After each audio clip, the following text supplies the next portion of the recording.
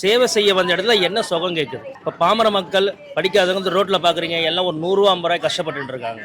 தேவைதான். இதுவரையும் கொடுத்தது இதுவரையும் செய்யாததை அவங்க செஞ்சுருக்காங்க. இது தேவைதான். இவ்வளோ நாள் கார்லையா போயிட்டு இருந்தாங்க எம்எல்ஏங்களாம் இல்லை பப்ளிக்காக யூஸ் பண்ணுறாங்க, அந்த யூசேஜ்க்காக மட்டும்தான் யூஸ் பண்ணுறாங்க அப்படின்னு அது சரிதான். அவங்க தாராளமாக அந்த கார் கொடுத்தது 100% நல்ல விஷயம் தான். மக்களுக்கு சேவை பண்ணுறவங்களுக்கு அவங்க நல்லா இருந்தால் தான் நம்ம நல்லா இருக்க முடியும். எனக்கு கேட்டால் தேவையில்லை தான் சொல்லுவேன். மக்களுக்கு விவசாயிகள் ரொம்ப கஷ்டப்படுறாங்க, அவங்களுக்கு உதவி செஞ்சால் நல்லா இருக்கும். மக்களோட வரி பணம் வீண் பண்ணக்கூடாது. இது கூட தெரியாமல் முதலமைச்சர் எல்லாருக்கும் தரது சரியான்னு கேட்டால் கிடையாது. இந்த மாதிரியெல்லாம் அவர் அனாவசிய செலவு பண்ணுற கண்டி, மற்றபடி ஜனங்களுக்கு அவர் ஒன்றுமே செய்யலை, அமைதியாக தான் உட்காந்துங்கிறாரு. C7 நியூஸ் நேயர்களுக்கு வணக்கம். முதலமைச்சர் விஜய் அவர்கள் ஒரு மிகப்பெரிய அறிவிப்பை சட்டமன்றத்தில் அறிவிச்சார். அது என்ன அப்படின்னா, சட்டமன்ற உறுப்பினர்கள் எல்லாருக்குமே அரசு சார்பாக கார் வழங்கப்படும், அந்த காருக்கு ஆகக்கூடிய செலவையும் அரசாங்கமே ஏற்றுக்கும்னு சொல்லியிருக்காரு. இப்படி பார்க்கும்பொழுது கிட்டத்தட்ட ஒரு அமைச்சருக்கு ஒரு மாதத்துக்கு 2 லட்சம் கிட்ட செலவாகுது.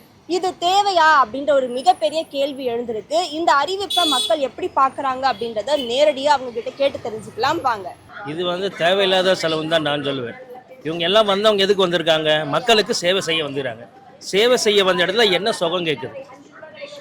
இப்போ பாமர மக்கள் படிக்காதவங்க இந்த ரோட்டில் பார்க்குறீங்க, எல்லாம் ஒரு 100 ரூபா 50 ரூபாய் கஷ்டப்பட்டு இருக்காங்க. அந்த ஃபண்டை அவங்களுக்கு உதவி பண்ணலாம். இந்த நடைபாதை வியாபாரிகள் நிறைய பேர் கஷ்டப்படுறாங்க, இவங்களுக்கு கொடுங்க. இவங்க எம்எல்ஏன்னு வந்துட்டாங்க, நான் மக்களுக்கு சேவை செய்ய வர நான் தான் அப்படின்னு வந்துட்டு எனக்கு கார் வாங்கி கொடு, பெட்ரோலை வாங்கி கொடு, எல்லாம் இலவசமாக வாங்கிட்டா அப்போ எப்படி நீ சேவை செய்ய? நீ ரோட்டில் இறங்கி நடந்தால் தான் என்ன கஷ்டம் தெரியும். எலெக்ஷனுக்கு ஓட்டு வாங்கும்போது எப்படி இறங்கி நடந்தியோ, ஜெயிச்சதுக்கப்புறம் அப்படியே நடங்க. அப்போ தான் டெய்லி ப்ராசஸில் என்னென்ன நடக்குதுன்னு தெரியும். நீங்கள் காரில் ஏறி அங்கே போய் காரில் இறங்கிட்டா என்ன தெரியும் உங்களுக்கு? தேவைதான். இதுவரையும் கொடுத்தது இதுவரையும் செய்யாததை அவங்க செஞ்சுருக்காங்க. இது தேவைதான். எம்எல்ஏவாக இருந்தால் கூட அவங்களுடைய ஓன் யூசேஜுக்காக அதை யூஸ் பண்ணாத வரைக்கும் அது சரிதான். ஒரு பப்ளிக்காக யூஸ் பண்ணுறாங்க, அந்த யூசேஜுக்காக மட்டும்தான் யூஸ் பண்ணுறாங்க அப்படின்னு அது சரிதான். தேவைதான். ஏன்னா அவங்களுக்கு நாட்டு மக்களுக்காக வேலை செய்யறதுக்கான வந்திருக்காங்க. எம்எல்ஏ மக்களால் தேர்ந்தெடுக்கப்பட்டிருக்காங்கல்ல, அவங்க எந்த கட்சியாகவே இருந்துட்டாலும் ஆனால் அவங்க உள்ள மக்களுக்காக இறங்கியிருக்காங்க. அவங்க நாங்கள் அந்த கட்சி எதிர்கட்சி அப்படிலாம் பார்க்க தேவையில்ல. தளபதி அதனால தான் சொல்லியிருக்காரு. ஏன்னா மக்களுக்காக சேவை பண்ணுறவங்களுக்கு சீக்கிரமாக போய் செய்யணும். சில பேர் பஸ்ஸில் வரேன், ஆட்டோவில் வரேன்னு சொல்கிறார் எம்எல்ஏவே சட்டமன்றத்துக்கு. அதனால் அவங்க தாராளமாக அந்த கார் கொடுத்தது 100% நல்ல விஷயம்தான். மக்களுக்கு சேவை பண்ணுறவங்களுக்கு அவங்க நல்லா இருந்தால் தான் நம்ம நல்லா இருக்க முடியும். அதனால் அவங்க கண்டிப்பாக இதெல்லாம் பயன்படுறது தான். ஆமாம், இதில் தேவையானது தான். இது விமர்சனம் பண்ணுறதுலாம் ஒன்றும் கிடையாது. இதை வச்சு தான் அவங்க தோற்றவங்க அப்படி தான் பேசுவாங்க. இதெல்லாம் தேவையில்லாதது, எதுக்கு இப்படி பண்ணுறாங்க, கார்லாம் அவங்களுக்கு தேவையா? அவங்க நல்லா இருந்தால் தான் நம்ம நல்லா இருக்க முடியும். அவங்க நல்லா இருக்க விடுங்க கொஞ்ச நாளாவது. வரவேற்கத்தக்கது. ஏன்டா எல்லா எம்எல்ஏவுக்கும் கார் கொடுக்குறேன்னு சொல்லியிருக்காங்க. இப்போ கார் இல்லாதவங்களுக்கு தான் நிறைய பேர் இருக்காங்க. அப்போ சப்போஸ் கார் இருக்கிறவங்களுக்கு கார் கொடுக்கலைண்டா அந்த எம்எல்ஏ சொல்லுவாங்க இவங்க கட்சிக்கு மட்டும் கொடுக்குறாங்க, எங்களுக்கு கார் இல்லை. அவர் அதையும் யோசிக்கிறார். யோசிச்சு கரெக்டாக ஏன்டா கொடுத்தா எல்லாரும் கொடுப்போம், இல்லைண்டா யாருக்கும் கொடுக்கக்கூடாது. நாளைக்கு எதிர்கட்சி கொடுக்கலன்னு அவங்க சொல்லுவாங்க, ஏடிஎம்க்கு அவங்க சொன்னாங்கன்னா எனக்கு கொடுக்கல அப்படின்னா. இல்லாதவங்களுக்கு அது அவசியமாக இருக்கும், இருக்கிறவங்களுக்கு கொடுக்க தேவையில்லை, இல்லாதவங்களுக்கு கொடுக்கணும். அவங்க தப்பான வழிக்கு போக மாட்டாங்கல்ல. எம்எல்ஏ நேர்மையாக இருக்கணும்னு நினைக்கிறாங்க. அந்த விஷயத்தில் பார்க்கும்போது இது அவங்களுக்கு கொடுத்துக்கிறதுல ஒன்றும் தப்பு கிடையாது. அவங்க மற்ற விஷயத்துக்கு எதுவுமே ஆசைப்படாமல் இருப்பாங்க. இல்லைம்மா, தப்பான்னு தான் நாங்கள் பார்க்குறோம். எதனாலன்னா அவங்களுக்குலாம் இப்போ அவசியமே கிடையாது. இருக்கிற மக்களை பார்த்தாலே போதும். இவ்வளோ நாள் கார்லையா போயிட்டு இருந்தாங்க எம்எல்ஏங்களாம் இல்லை எப்படி போனாங்களோ அந்த மாதிரி போக வேண்டியது தான். இப்போ மட்டும் நான் காரில் போனோன்னு. எனக்கு கேட்டால் தேவையில்லை தான் சொல்லுவேன். மக்களுக்கு விவசாயிகள் ரொம்ப கஷ்டப்படுறாங்க, அவங்களுக்கு உதவி செஞ்சால் நல்லா இருக்கும். விவசாயிக்கான முழுமையாக தள்ளுபடி பண்ணால் நல்லா இருக்கும். ஏன்னா மழையில வெயிலே கஷ்டப்படுறாங்க, அந்த விவசாயம் நம்பி தான் வாழறாங்க. அவங்களுக்கு தள்ளுபடி பண்ணால் நல்லா இருக்கும். அத்தியாவசியமான விஷயமே கிடையாது, அனாவசியமான செலவு தான். மக்களோட வரி பணம் வீண் பண்ணக்கூடாது. இவர் நம்ம முதலமைச்சர் ஆல்ரெடி சொல்லியிருக்காரு இல்லையா, யாரையும் தப்பு செய்ய விட மாட்டா அப்படின்ட்டு. அவர் கொஞ்சம் அதில் கவனம் எடுத்துக்கணும்.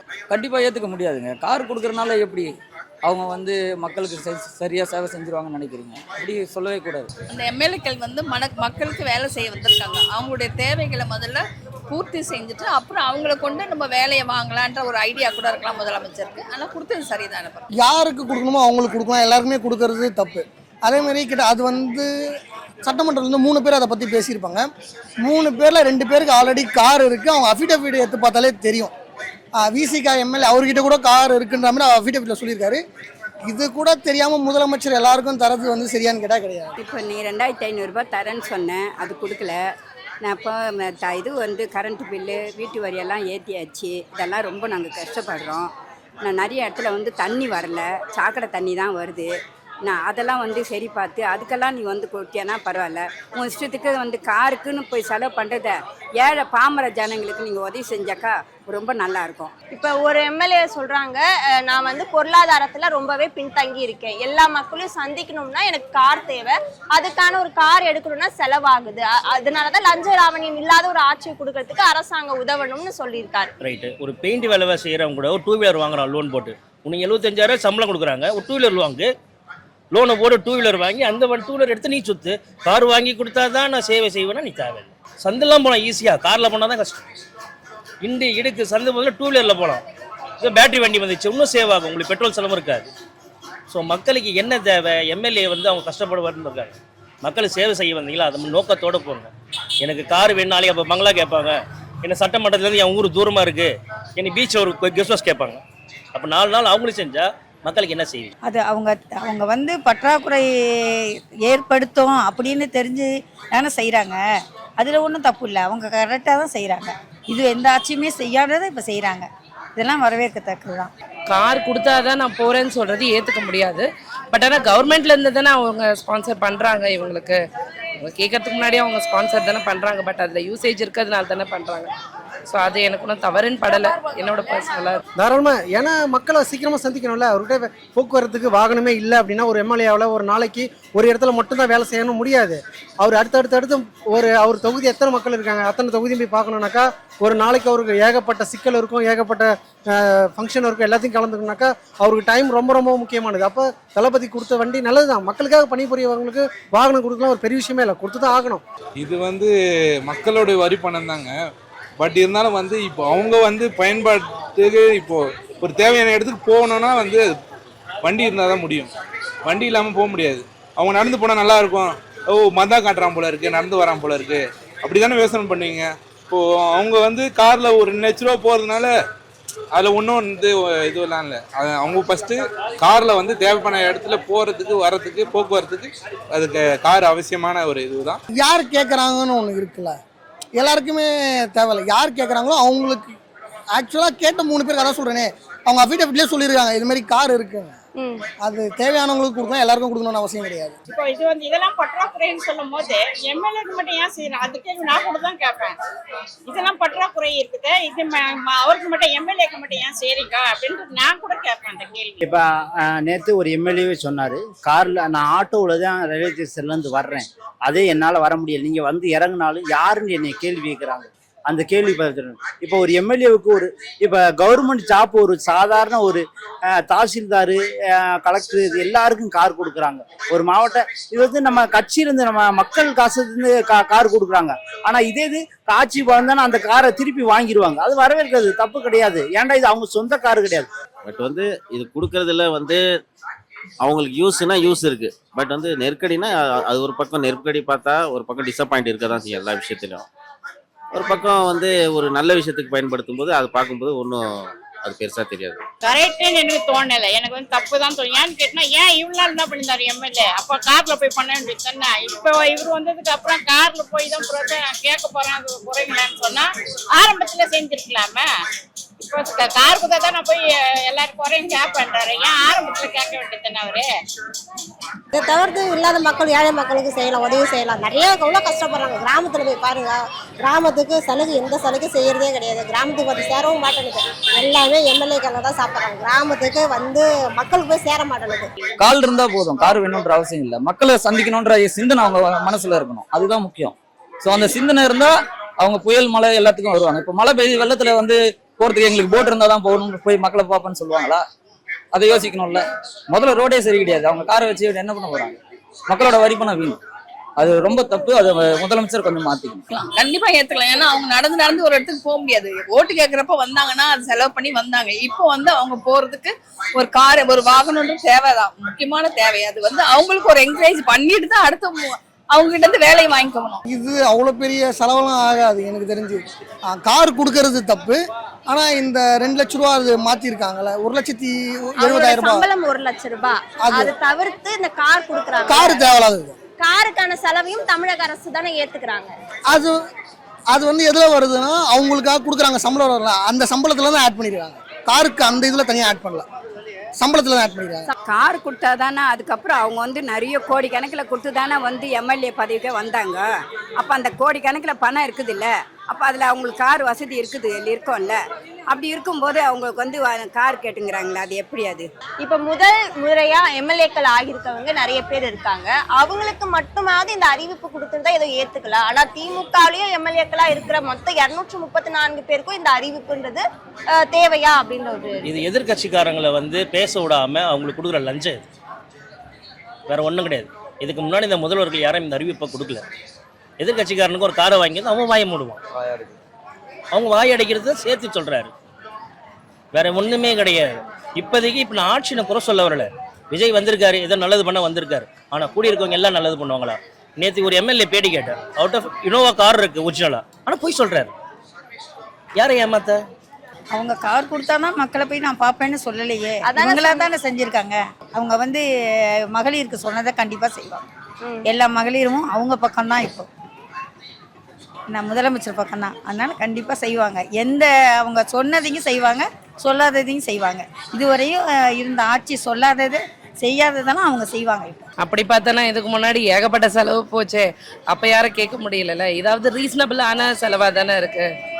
அவ்வளோ செலவு பண்ணி அவ்வளோ நஷ்டப்படுத்தும் போதே நம்ம யாரும் கேட்கல. அட்லீஸ்ட் இது ஒரு யூசேஜுக்காக தானே அவங்க பண்ணுறாங்க. அப்படின்னும் போது இது சரின்னு தான் தோணுது. எல்லாருக்கும் கொடுத்ததும் தப்பு, யாருக்குமே வந்து அந்த கார் வந்து இல்லாமல் இன்னைக்கு யாரும் கிடையாது. மக்களோட வரி பணத்தில் கொடுக்குறது அது ரொம்ப தவறு. மக்களே எவ்வளோ கஷ்டப்பட்டுட்டு இருக்காங்க. அவருக்கு கொடுத்த வாக்குறுதியை முதல்ல நிறைவேற்ற சொல்லுங்க, அதுதான் முதல்ல முக்கியம்.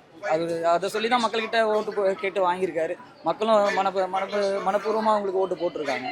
அப்படி இருக்கப்போ அவங்க மக்களை சிந்திக்காம அவங்க எம்எல்ஏக்கு வந்து கார் கொடுக்கறது ரொம்ப சரியா படலை, தப்பு. இது தளபதி பார்த்த பார்வை என்னன்னா, என்னுடைய தனிப்பட்ட கருத்து என்னன்னா, கார் இருக்கு இல்லை, ஆனால் எம்எல்ஏ கேண்டிடேட் அப்படின்ற ஒரு தகுதி இருக்கிற எம்எல்ஏ கேண்டிடேட்டுக்கு கொடுத்தாகணுன்ற ஒரு எண்ணத்தில் அவர் கொடுக்குறாரு. இருக்கு இல்லைன்றது செகண்டரி. ஆனால் எம்எல்ஏனா எல்லாரும் எம்எல்ஏ தான். 234 தொகுதியில் இருக்கிற எம்எல்ஏ தான், மினிஸ்டர்லாம் சேர்த்து சொல்கிறேன். அப்போ அவங்களுக்கு கார் கொடுத்து தான் ஆகணும். கொடுத்தா தான் அவங்களுக்கு பெனிஃபிட் இருக்குன்னு அவர் நினச்சிருக்காரு. இது வரவேற்கிறது தான், என்னோட பொறுத்தவரையிலும் கொடுத்தது நல்லது தான். கார் வந்து இருக்கிறவங்களுக்கு அது வந்து அது முதலமைச்சர் வந்து இப்போ ஒரு இது பண்ணிட்டு செக் பண்ணிட்டு பார்த்து பண்ணாருன்னா அது நல்லா பெட்டராக இருக்கும். இல்லாதவங்களுக்கு கண்டிப்பாக தேவையாக கொடுக்கணும், அது வந்து தேவையானது தான். இதுக்கு முன்னாடி இருந்த ஏடிஎம்முக ஆட்சியும் சரி, டிஎம்முக ஆட்சியும், 2 ஆட்சியிலையும் வந்து எத்தனை மாசத்துல காசு கொடுத்தாங்க? நான் மகளிர் உரிமை தொகை வந்து எத்தனை நாள்ல உங்களுக்கு உரிமை தொகை கொடுத்தாங்க? எத்தனை வருஷம் ஆச்சு? இல்லாத எப்படிதான் நீ கொண்டு வந்தாலும் அந்த லஞ்சம் வாங்குற புத்தி அவங்களெல்லாம் விட்டு போவாது, அது இருந்துன்னு தான் இருக்கும். அந்த லஞ்சம் வாங்குற புத்தி யாரையும் விட்டும் போவாது. திருட்டு திருன்னு தானே இருக்கிறான், போய் கொஞ்ச நாள் ஜெயிலில் இருந்து வந்துடுறான்ல, அந்த மாதிரி தான் அவங்களும். மக்களுக்கு வந்து ஒரு திட்டம் பண்ணனா அடிப்படை அவங்க ஆண்டு வருமானம். இப்போ ஒரு பிள்ளைங்களுக்கு வந்து வருமான சான்றிதழ்லாம் கொடுக்க சொல்றாங்க. இப்போ சாதாரண மனுஷனுக்கும் அவங்க என்ன சொன்னாங்க, மக்களுக்கு எப்படி அதே மாதிரி தான் எல்லாருக்கும் சொல்லும்போது இந்த மாதிரி அவங்களுக்கும் ஒரு வருமான பேசிக் வச்சு கணக்கு வழக்கு பார்த்து அதுக்கேற்ற மாதிரி அந்த எம்எல்ஏக்கு வந்து சலுகை பண்ணி மக்களுக்கு எல்லாம் பண்ணுங்க. அதை விட்டுட்டு எம்எல்ஏக்கெல்லாம் அவசியம் கிடையாது. எம்எல்ஏ நம்மளை நாங்க பார்த்து வர வச்சு தான் எம்எல்ஏலாம். அதனால மக்கள் குறைகள் என்னன்றது, மக்கள் ஏன் நிறைய ரொம்ப கஷ்டப்படுறாங்க மக்கள். அவங்களுக்கு என்ன செய்யணுன்றதுக்காக நீங்க அதை செய்யுங்க. அதை விட்டுட்டு எம்எல்ஏக்கு கார் கொடுக்கணும், எம்பிக்கு கார் கொடுக்கணுன்றதெல்லாம் எங்களுக்கு பிடிக்கல. இல்லாத அரசு நடக்குது. நானும் எங்கே போனால் லஞ்சம் கேட்குறாங்க தான். லஞ்சம் இல்லாத எதுவுமே செய்ய மாட்டேன்றாங்க. லஞ்சம் தான் நடக்குது. கிராமத்து மக்கள் தான் ரொம்ப வந்து லஞ்சத்துக்கு சம்பாதிக்கவோ வெளியில் போயிட்டு சிட்டிக்குள்ளே போயிட்டு அது ஏதோ ஒரு அவங்களுக்கு தேவையான செய்ய போனால் லஞ்சம் கேட்குறாங்க. அவங்களால எப்படி கொடுக்க முடியும்? இவங்க ஆடம்பர வாழ்க்கை வாழுறாங்க, அது வேற விஷயம். ஆனால் மக்களுக்கு போய் சேர்றதே கிடையாது. இது அத்தியாவசியம் தான். என்ன கேட்டால் தனிப்பட்ட வேலை செய்ய போறாங்க. அவங்க வேலை செய்யலாம், திருப்பி நாங்க கேட்க போறோம் அவங்கள. என்ன சொன்னீங்க? இல்லைன்னா கேட்போம், தெரியல மக்கள் இது வாங்கினீங்க செய்ய மாட்டீங்களா கேட்போம். ஒன்றும் கொடுத்தது ஓகே தான். 75,000 ரூபாய் அதுல சேர்த்திருக்காங்க. அதுல 25,000 உதவியாளருக்கும் கொடுக்குறாங்க. அவங்களுடைய உதவியாளரா ஒருத்தரை நியமிக்கலாம்னு சொல்லியிருக்காங்களா, அவங்களுக்கு 25,000 சொல்லியிருக்காங்க. இப்போ ஒரு எம்எல்ஏக்கே கிட்டத்தட்ட 2 லட்சம், ஒரு எம்எல்ஏக்கு மட்டும் சம்பளம் இந்த படி சேர்த்து 2 லட்சம் வருது. லஞ்சம் வாங்கின்னு தாங்கிறாங்க, எந்த எம்எல்ஏயும் லஞ்சம் வாங்காத இல்லை, வாங்கின்னு தாங்கிறாங்க. நாங்கள் யூடியூப்பில் நாங்கள் பார்த்துக்கிட்டு தான் வரோம். நிறைய இது வந்து வதந்தி வந்துன்னு தான் இருக்குது. ஆனால் வந்து இவர் வந்து லஞ்சம் வாங்கலைன்னு வந்து சட்டமன்றத்தில் பேசுகிறாரு. அது கொஞ்சம் நல்லா வந்து என்கொயர் பண்ணி பார்த்தாருனாக்கா அவருக்கு தெரியும். அவருக்கு பேசுறதுல இது கிடையாது. கொஞ்சம் நான் போய் அவங்க ஆளுங்களை அனுப்பி எந்தெந்த இடத்துல வந்து லஞ்சம் வாங்குறாங்க வாங்கலன்றதை அவர், அதாவது இந்த பதிவு பத்திரங்கிறாங்களே, பத்திரப்பதிவு, அந்த இடத்துங்களெல்லாம் போய் பார்த்தாருன்னா அந்த இடத்துல தெரியும். நிறைய பேர் வந்து எல்லாம் பண்ணுறாங்க. ஏற்கனவே நிதி பிரச்சனை, கஜானா காலி அப்படின்றப்ப மகளிருக்கு 2,500 ரூபாய் கொடுக்கறது கூட தாமதமாகுது. அதையும் மக்கள் புரிஞ்சுக்கிறாங்க. இன்னொன்னு புரிஞ்சுங்க, கஜானா காலிலாம் ஒன்றும் கிடையாது. வருஷத்துல 3 லட்சம் கோடி நம்ம டாக்ஸேஷனே வந்துடுது. அப்படியே காலி ஆகும். கஜானா காலின்றதுலாம் சும்மா கிடையாது. கஜானா காலியாக தான் இவ்வளோ ஃபண்டே ரிலீஸ் பண்ணுறாங்க. அப்போ யாருமே டேக்ஸ் பே பண்ணலையா? நம்ம சிஜிஎஸ்லேருந்து வராமல் இருக்கா?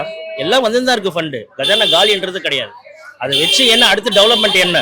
வேலை இளைஞர்கள் எத்தனையோ பேர் சுதிரியாங்க. இவங்க செலவு போகிற இந்த 700 கோடி 850 கோடி கேள்விப்பட்டேன். அது வேற ஒரு ஃபண்டுக்கு இன்வெஸ்ட் பண்ணலாம். ஸோ கார் கொடுக்கறது அத்தியாவசியமான தேவையில்லாத செலவு. அவங்க சேவை செய்ய வந்திருக்காங்களா, ஒன்று இறங்கி நடங்க. ஓட்டு கேட்குறப்ப இப்படி வீடு வீடாக வந்த மாசத்துக்கு ஒரு தொகுதி போங்க, ஒரு வட்டத்துக்கு போங்க, அதை செய்யுங்க. இல்லை, என்னை பொறுத்த வரைக்கும் நான் என்ன சொல்றேன்னா, எது ஒன்றுமே வந்து ஒரு பொசிஷன்ல இருக்கும் பொழுது கொஞ்சம் டைம் தேவைப்படுது. யார் ஒருத்தருக்குமே ஒரு பொசிஷன்ல புதுசாக வந்திருக்காங்க அப்படின்னா டைம் தேவைப்படுது. he is a very big higher official, CM இருக்காருன்னு போது he needs some more time. நம்ம உடனே வந்து ஜட்ஜ் பண்ண முடியாதுல்ல, இதெல்லாம் பண்ணல அதுக்குள்ளே இதை நீங்க பண்ணிட்டீங்க. let us give some time to him. அவர் கொடுக்கலாம், கொடுத்து அவர் என்ன அதை வந்து ப்ரொசீஜரா பண்றாருன்னு பார்த்துட்டு அதுக்கப்புறம் தானே நம்ம அதுக்காக ஜட்ஜ்மெண்ட் பண்ண முடியும். ஒரு கார் கொடுத்தாருன்றதை வச்சு நான் we can't judge it in a bad way. அது எனக்கு பொறுத்த வரைக்கும் அது சரின்னு படலை. மேபி அது என்ன யூசேஜுக்காக பண்ணியிருக்காங்கன்றது நம்ம ரிசர்ச் பண்ணிட்டு அதுக்கப்புறம் அதுக்கான சஜஷன்ஸ் கொடுக்கலாம். பட் ஆனால் இது நமக்கு கொடுக்கல அப்படின்றதுக்காக, இப்போ உடனே கொடுக்கலன்றதுக்காக we can't take it in a bad way. இப்படியெல்லாம் அவர் வந்து இந்த எதிர செலவு தான் பார்க்குறாரு கண்டி. இந்த பாமர ஜனங்களுடைய தேவைங்களை அவர் சந்திக்க மாட்டுறாரு. அதுக்கு வாய் திறக்கவே மாட்டுறாரு. ஒருத்தர் ஒரு கேள்வி கேட்டாங்கன்னா அதுக்கு தகுந்த மாதிரி அவங்க அந்த அமைச்சர் பதில் சொல்லணும், சிஎம் பதில் சொல்லணும். சிஎம் பதில் சொல்ல மாட்டேன்றாரு. அப்புறம் இருக்கிற சும்மா இருக்கிறவங்கலாம் ஏந்து பதில் சொல்றாங்க. அப்போ அவரு சிஎம் வந்து இவரா, சிஎம் வந்து நம்ம விஜயா, இல்லை வந்து ஆதவா, எங்களுக்கு சந்தேகமாகுது. அந்த சந்தேகத்தை அவர் தீர்க்கணும். இப்போ டாஸ்மார்க்கு ஊழல் ஏகப்பட்ட இருக்குது. இதில் பார்ட்டி ஃபண்டு அப்படின்லாம் நிறைய பேசியிருக்காங்க. இன்னும் ஏகப்பட்ட ஊழல்லாம் இருக்குது. இவ்வளோ பண்ண எதிர்கட்சியே வந்து அவங்களுக்கு அவ்வளோ கடன் வாங்கியிருக்காங்க. 10 லட்சம் கோடி கடன் இருக்குன்னு சொல்கிறாங்க. இப்போ வந்து கடன் ஊழல்ன்றதே இல்லை. ஒரு பியூரிட்டியான ஒரு அரசியல் நடக்கும்போது இதெல்லாம் பண்ணாதான் இப்போ அடுத்தடுத்த வர காலகட்டத்தில் இந்த ஊழல் இல்லாமல் போகும். இப்போ நீங்கள் சொல்கிற அந்த மகளிருக்கு 2,500 பணமும் தாராளமாக கொடுக்கலாம். ஊழலுக்கு அடிக்கிற பணத்தை மக்களுக்கு செலவு பண்ணணும்னு நினைக்கிற தளபதியில் ஒன்றும் தப்பு கிடையாது. நியாயமான செலவு தாங்க. அவங்களால வந்து ஜீர்ணிக்க முடியல, வேற எதுவும் இல்லை. இப்போ ஆப்போசிட்டில் இருக்கவங்களுக்கும் அவங்களுக்கும் ஹாப்பி தான், புரியுங்களா? ஆனால் வந்து அவங்க முன்னாடி இருக்க தலைவருங்களை பார்த்து அவங்க வந்து சைலண்ட்டாக இருக்காங்க. ஐயோ இவங்க என்ன நம்ம எதனா வந்து சொல்ல போனால் அவங்க எதனா நினச்சிப்பாங்களோ அந்த இதுவும் இருக்குது. அதனால் அது வந்து அவங்க ஹாப்பினஸ் காட்ட முடியல. ஓரளவுக்கு லஞ்சத்தை ஒழிச்சிட்டு வந்துட்டாங்க. லஞ்சம் ஒழிக்கணும் மெயினாக. அது ஈஸியாக பாமர மக்களும் ஈஸியாக போய் ஒரு அரசியல்வாதியை ஒரு கவர்மெண்ட்டு, அதாவது ஒரு அரசாங்கத்தை அணுகிற மாதிரி ஒரு நிலைமை கொண்டு வராங்க. இப்போ ஒரு மருத்துவத்துக்காக ஒரு அமௌண்ட்டு, பெரிய அமௌண்ட்டு செலவு கொடுத்துருக்காங்க, ஒதுக்கீடு பண்ணியிருக்காங்க. இதெல்லாம் வரவேற்கத்தக்க விஷயம். ஏழை மக்கள் இருக்காங்க, ரோட்டில் இருக்காங்க, பசியாக இருக்கிறாங்க, வீடு இல்லாமல் இருக்காங்க. அவங்களுக்கு நிறைய செய்ய வேண்டியது இருக்குது, அதை செய்யுங்க. அதை விட்டுட்டு இது எம்எல்ஏக்கு செய்யறது 2 லட்சம் ரூபாய் மாதம் ஏழைங்களுக்கு செய்யுங்க. அது எங்களுக்கு சந்தோஷம். பரவாயில்ல, அந்த வருமானத்தில் இது செய்கிறாங்க அப்படின்னு சொல்லிட்டு நாங்கள் சந்தோஷமாக இருக்கோம்.